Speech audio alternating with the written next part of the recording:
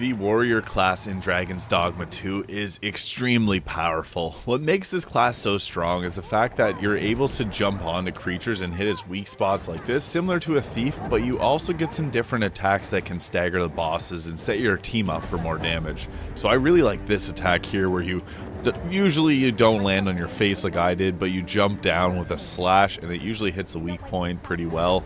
But I was able to take the Griffin down, and I have another warrior here because the critical hits that you can get set up with this is just wild. I really enjoy playing this. I like to use that Heavenward Sunder class skill that allows you to swipe upwards with the sword. It does really great stagger damage alongside the Knoll Hunter attack. I think that these two really have great synergy when you're fighting large enemies like this, and if you spam them a few times you can knock the boss over. So it is great for setting up your team if you want to do a high salamander there to get the fire damage.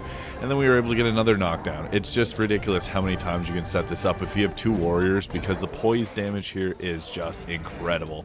So you can even just climb up to on top of the Griffins. I find that that's a pretty good strategy for them, and you can get carried away by them too. For this particular quest I was doing, I didn't want to get carried away by it, but whenever it goes to flee, you can go with it.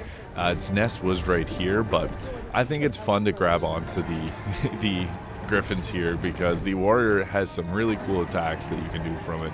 Now this one you just attack with your pommel, it's nothing serious, but you can see there we're doing a good amount of damage. I like this attack though, where you do that downward swipe and it just looks so cinematic, and time almost slows a bit whenever you do it. Now you do have to watch out for your stamina as a warrior because it will deplete pretty quickly if you're climbing often. I would recommend waiting and not using some attacks if you need to manage your stamina, but you can always use your main two skills there to just deal a bit of damage without having to waste your stamina. The warrior plays really simple. It's use your grab attack and bonk. Those two things will secure you a victory.